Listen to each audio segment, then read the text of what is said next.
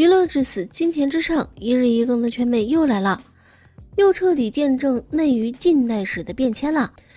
昨天下午接近4点，大家等了许久的爆炸性消息尘埃落地，吴亦凡一审判决13年加驱逐出境，他要在国内坐完牢，再驱赶回加拿大。一代顶流从22岁出道到45岁出狱，然后出境，他的出道时间都没有他坐牢时间长啊！再看一次依然很震撼。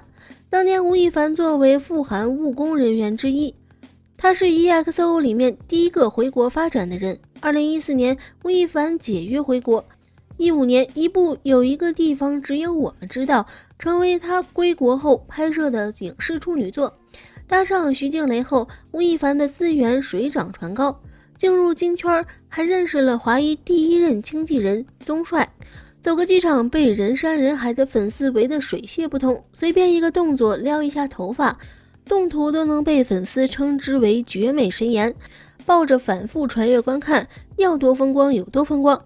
谁知道现在却是 EXO 里第一个被赶出去的，而且他还不只是强奸，重具淫乱罪，还被查出偷税漏税，处罚金额达6个亿。同时他的表哥也被执行1.4亿。吴亦凡15年回国的时候，他的母亲为他成立了一家凡世文化传媒公司，吴林和吴秀琴就是大股东，而这个吴林就是吴亦凡的表哥。众多资本的连接点，吴亦凡很多事情都是通过吴林完成的。吴亦凡和小姨同学的电影门事件，走前面给他放风戴口罩的胖子就是他表哥。诚邀你们来看一下，曾经吴亦凡的团队嚣张到什么地步，一口一个法律公正，要大家还原真相，动不动就出动律师来告你，用恐吓的办法阻止事件的传播。也正是因为这群人在他背后为虎作伥，让吴亦凡底气满满的喊出了那句我会让自己进监狱。现在一语成谶，大碗宽面从此变成大碗牢饭，正如他自己说的，必须严惩。请问他解气了吗？吴亦凡能进去，少不了2位女性的力量，一个是他妈，一个就是都美竹。可以这么说，他的母亲亲手培育了他，也亲手毁了他。吴亦凡10岁时，父母离异后，随母亲吴秀琴生活，后来移民加拿大，随母姓，由李嘉恒改为吴亦凡。从小有娘生就没爹教的吴亦凡，长期在国外受到当地不良氛围的影响，加上吴秀琴是个极其专制和严厉的人，对他期望极高，曾经规划儿子要上名校读医科当医生，在加拿大生活。面对母亲过强的掌控，07年他加入了 SM 公司当练习生，后来去到韩国，母亲的宠溺和控制还是没有变过，舍不得他吃苦，希望他放弃和退出，导致后来长大了，成为了出个远门都要求抱抱的妈宝男。后来成功出道，吴亦凡解约回国，吴秀琴更是没有放手过对儿子和垄断管理权，帮他带团队、谈资源、搞公关，一切尽在自己的掌握之中。吴亦凡只需要在既定的路线下抛头露面，坐享其成。天塌了有妈妈在，天塌了有他妈妈顶着。2016年，吴亦凡闹出小吉娜事件，他在约之后不负责任，被女生找上门。据说小吉娜来到吴亦凡家门口，他大门紧闭，吓得要死，还不断说我妈来了，我妈真的来了。关虎说跟吴亦凡合作的时候，吴秀琴在片场，吴亦凡一个模样，等到吴秀琴走了，吴亦凡又是另一种模样。曾鹏宇在微博上提到了当年和吴亦凡的官司，本来吴亦凡的团队非常强硬上公堂，直到吴亦凡的母亲露面，左右转圆这件事才得以私下和解，足见吴秀琴的权力和手段之厉害。而都美竹爆出吴亦凡的丑闻后，也爆出了吴秀琴用自己的账号给他打钱，后来吴秀琴报警说都美竹诈骗，引来了一系列的蝴蝶效应，最终把自己庇护多年的儿子送进了监狱。所以从7月14日这天开始，是吴妈妈亲自为亲儿子拉开监狱的大门，过程极其戏剧化，令人唏嘘。有一个比较搞笑的点，估计在天下所有的妈妈眼里，自己的孩子都是乖宝宝，一出事绝对是外面的坏人要害他，不然吴妈妈哪里来的底气主动报案调查的，也算是大义灭亲了。听到吴亦凡宣判的消息，都美竹第一时间发文，终于等到这一刻了。他说自己暗中配合调查了2个多月，顶着压力等了2年才等来的结果。他死守着其他7位受害女子的信息，一条接着一条持续曝光，背后的产业链才得到大家的关注。直到今天，虽然他们还受到许多质疑和骚扰，无论出发点是什么，也确实由他们点燃了这根导火线，把恶魔的行为公之于众。而官方最终公开的判决书里，虽然只有短短的一段话，但隐藏着巨大的信息量。一、经查实的受害者女生有5。2021年7月初，杜美竹表示自己经历了网暴和死亡威胁，并向警方报警。7月底，吴亦凡被刑事拘留。从始至终，杜美竹勇敢发声，坚定立场。随后有多名女性自曝曾与吴亦凡有过关联，这些都是前女友，有些是见过几次面。而根据判决书来看，吴亦凡在2020年11月到12月间，在3名女性醉酒不能反抗之际，强行与她们发生性关系。2018年7月，吴亦凡伙同他人组织2名女性进行活动，出现在判决书里的女性受害人一共有5位，这是警方经过调查，受害者勇敢指认后才得到的结果。要定性强奸，举证过程相对是比较艰难的，这些愿意勇敢站出来的女孩值得钦佩。是否还有更多难以举证，或者出于各种原因没能站出来的女孩，我们不得而知。幸好吴亦凡这个恶魔得到审判，能避免更多女孩遭受磨难。2、被判刑期13年，吴亦凡因强奸罪和聚众淫乱罪数罪并罚，并处罚13年。而吴亦凡已经在看守所待了1年的时间，如果他放弃上诉，直接服刑的话，那么接下来他还需要在监狱待上12年左右。嫌疑人在看守所的时间会算进服刑的时间里的。吴亦凡1990年出生。2012年，吴亦凡正式出道，当时他22岁。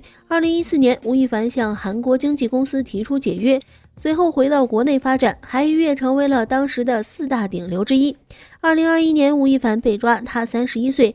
满打满算，吴亦凡在娱乐圈一共9年半的时间，而如今吴亦凡被判13年，比他出道的时间还要长。3、加拿大驻华官员到场旁听，吴亦凡必须在中国服刑。虽然吴亦凡是加拿大公民，但他在中国境内犯罪适用中国法律。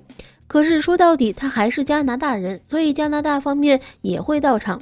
父母离异后，10岁的吴亦凡随着母亲移民加拿大，国籍就已经变了。但是吴亦凡一直在广州读书，还参加过中国篮球初中联赛，直到15岁时，吴亦凡才去加拿大读高中。17岁时，吴亦凡就被韩国 SM 公司选中，到韩国成为实习生。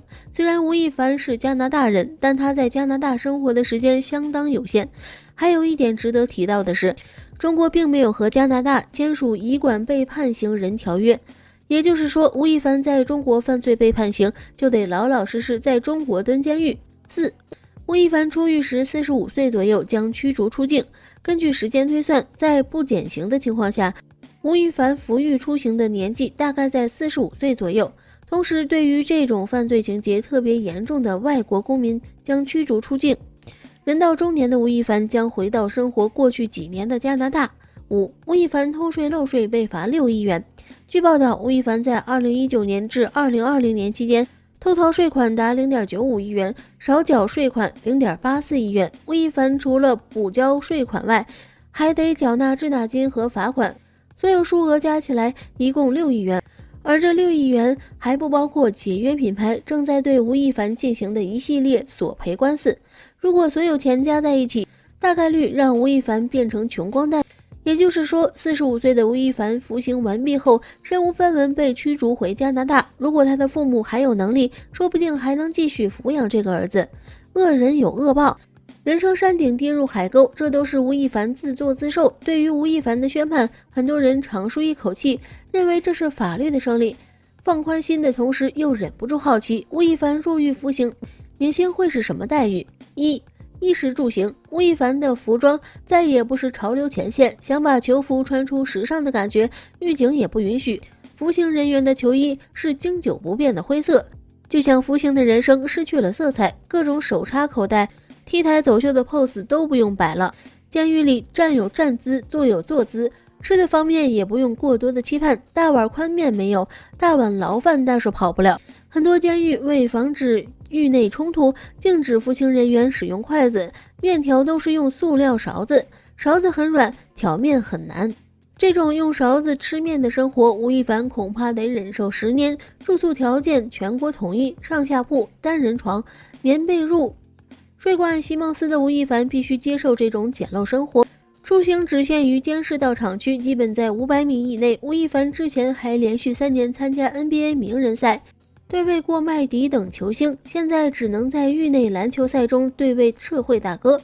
监狱内去哪里都要连号包夹，3、4人统一行动，无论出长工还是拉屎蹲坑，吴亦凡也得面对面集体行为。明星光环和特权在监狱荡然无存。2、劳动改造，无论是高管显贵还是饭车走卒，进了监狱就得接受劳动改造，这就是罪犯被称为劳改犯的由来。监狱里一天工作至少9小时，因为是流水线，劳动强度也很高。看守所每日吃吃喝喝睡睡，想必养尊处优的吴亦凡初到监狱肯定极为难受。从前各种迷妹追捧，现在被劳动组长怒吼，吴亦凡除了忍受只能忍受。劳动改造的意义除了践行劳动光荣，更实际于在减刑假释。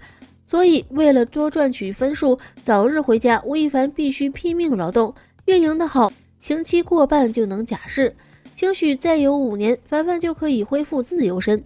3、遭到嫌弃，监狱内部对于罪名是有鄙视链的，职务犯罪最让人刮目相看，因为这些人都是在社会中有头有脸有能力的人。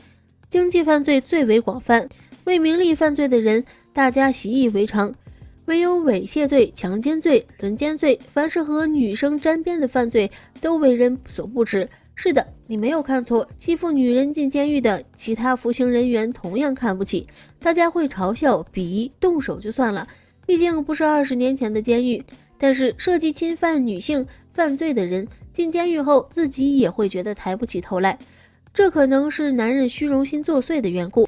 可以说，如今的吴亦凡一定悔青了肠子，但是又不得不咬紧牙关闷头走下去。